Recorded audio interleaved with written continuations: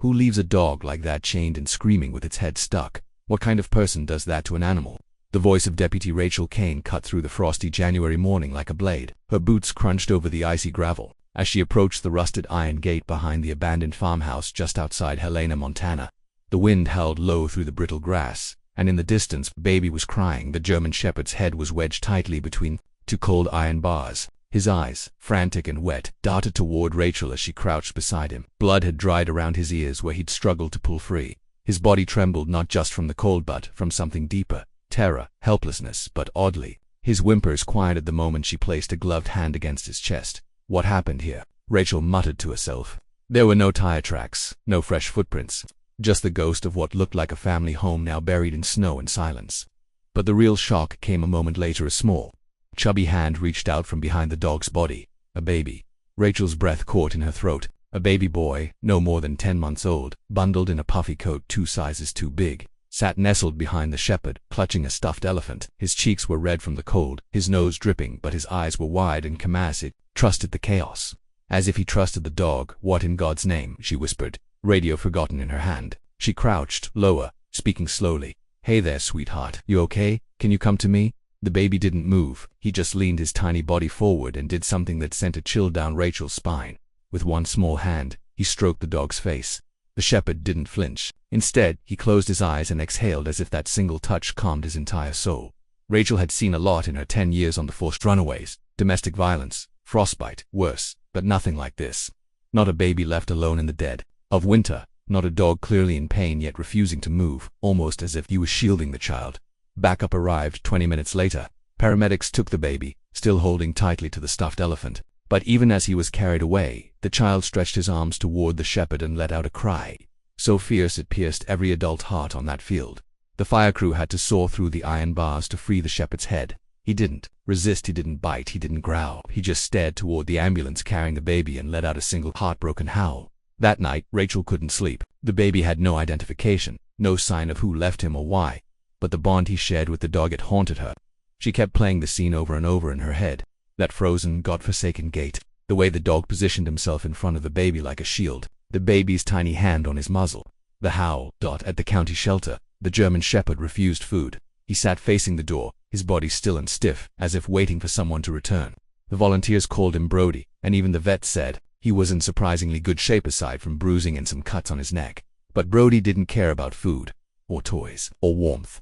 His eyes remained fixed on the door. Every sound outside made his ears twitch. Every baby cry in the clinic made his head snap around.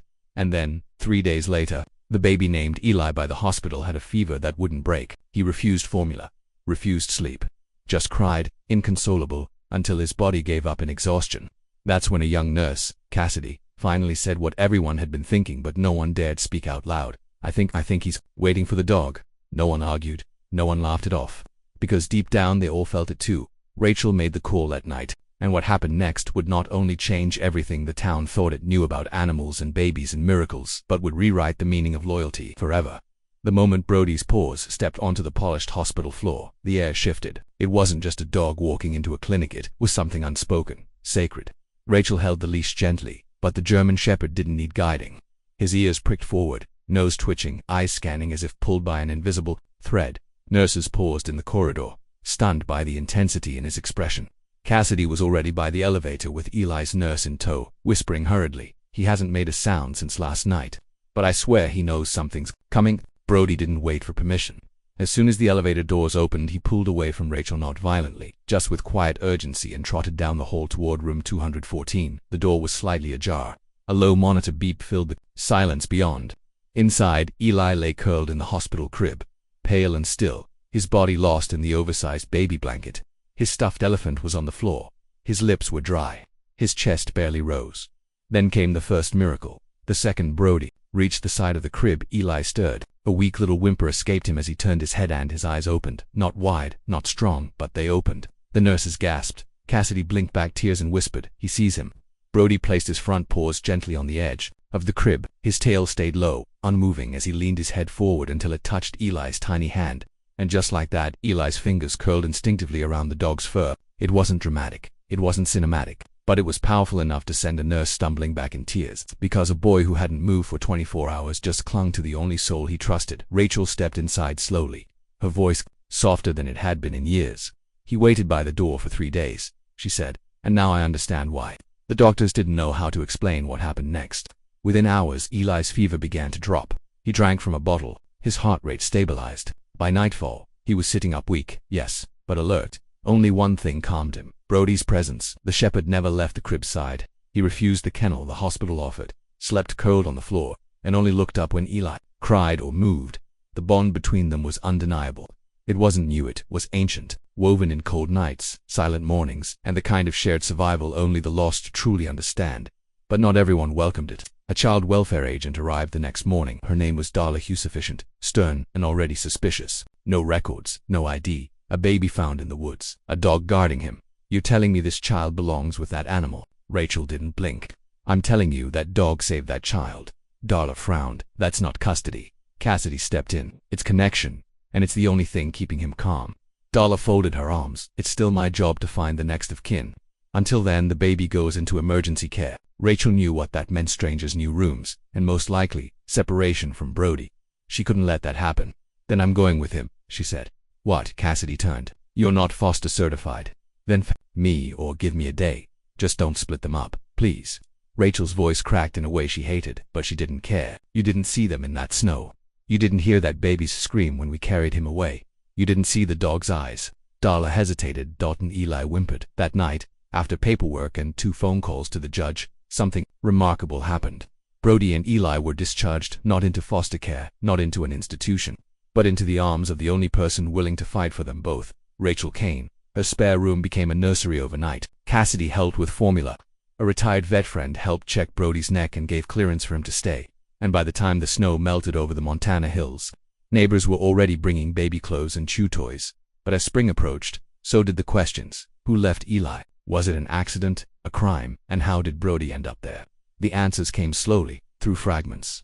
A missing persons report from 3 states away, a stolen vehicle, a note, buried under snow, discovered near the farmhouse. "I'm sorry, I had no choice. Protect him."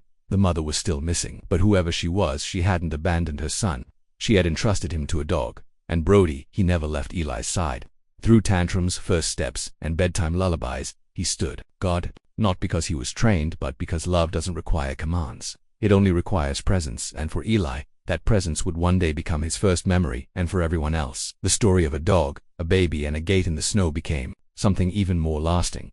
A reason to believe that sometimes, family finds you, even through iron bars, even in the cold, even when the world has no answers, just a heartbeat, a paw print, and a cry in the dark. Dr. Nina Holloway leaned over the clinic sink, gripping its edges, trying to catch her breath. Outside the exam room, the frantic whispers of nurses danced around the news like wildfire. The baby calmed the dog. He just stopped crying. The dog closed his eyes like he understood. It didn't make any scientific sense, but nothing about this case had from the beginning. 1-year-old Miles, not even able to form full words yet, had somehow quieted a panicked, suffering German shepherd whose head was still tightly wedged in the bars of a frozen metal gate, a dog that had growled at every adult that tried to help except him. Back in the room, Owen sat cross-legged on the linoleum floor, eyes flicking between his son and the dog. "How is this happening?" he whispered.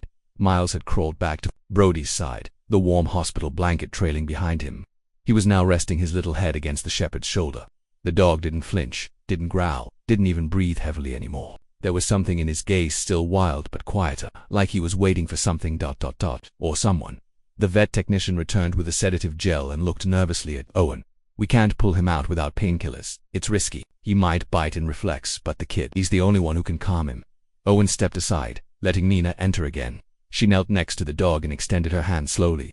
Brody's eyes shifted toward her. For a second, the air was stiff with tension, but as Miles gently patted the dog's neck, Brody let out a low groan, tired, not threatening. "That was her window," Nina whispered. "Okay, buddy, I'm going to help you now." She gently massaged the sedative into Brody's neck while Miles remained pressed against him. As the minutes passed, Brody's muscles softened. His breathing slowed. The pain that had kept his body in panic for hours finally released its grip, and his head slumped, lower against the bars. Nina motioned for her team. Now, with warm towels, lubricant, and 3 careful sets of hands, they maneuvered the bars apart just enough. A loud metallic groan echoed as the iron flexed. Brody whimpered once, but didn't bite, didn't Panic didn't move. Nina reached under his jaw, cradled the weight of his head, and with one last effort, guided it out from between the cold iron. Everyone froze. The dog was free, but then something unexpected happened. Brody didn't stand, didn't run. He lay there, panting quietly, his face now completely visible, revealing a bloodied gash under his right ear. As Nina reached to examine it, Miles suddenly leaned in and kissed the wound with his drooly baby lips. No one spoke. No one dared to. Even the monitors in the room seemed to hold their breath. Brody turned his head slowly and gently licked the baby's cheek. Owen dropped to his knees, tears rolling down without shame. He saved my son's life, and now my son saved his. But that moment of peace didn't last long. Just as Nina was cleaning the wound, the door burst open. It was Officer Tillman. "I found something at the site where the gate was," he said, holding up a tattered red collar and a photo wrapped in a plastic evidence bag. "You'll want to see this." Owen stood, heart racing. The picture showed a teenage boy, maybe 15, kneeling in a yard, arms wrapped tightly around a young Brody. The boy's face was smudged with dirt, but he was grinning. In black marker across the top of the photo, a name, ISAAC in Brody. Forever. Tillman exhaled. "That property, ... It was foreclosed 2 winters ago. Isaac Johnson. No record since the fire. Brody was left behind." Nina clutched the bag. "So this dog's been living out there, waiting for him, or looking for him," Tillman added. "For over a year." And just like that, the story everyone thought they understood unraveled. Brody wasn't just a stray, he was a soul abandoned by tragedy, waiting by a frozen gate, not because he was lost, but because he remembered love. That night, Owen couldn't sleep. He sat beside Miles' crib while Brody lay curled on the rug. A child's nightlight flickered against the walls. The baby snored softly. Brody's chest rose and fell in rhythm with the child's. And all Owen could think about was that photograph. Who had this boy been to Brody? And more importantly, where was he now? It was close to midnight when Owen quietly stepped outside, leaving Miles asleep in the nursery and Brody resting peacefully near the crib. The porch light flickered, casting a pale halo on the snow-covered yard. He clutched the photograph tightly. The image of young Isaac and Brody burned into his thoughts. There was something in the dog's eyes, grief, loyalty, and maybe a kind of unfinished bond that now made perfect sense. Brody hadn't wandered into their lives by accident. He had been holding on to the last memory of someone he loved and possibly lost. The next morning, Owen took a bold step. He reached out to the local paper and posted Brody's story across social media, attaching the photo and a simple message. This dog was trapped for hours in freezing cold, his head stuck in an old metal gate. My baby comforted him when we freed him. We found this picture. Do you know Isaac Johnson? Please help us find him.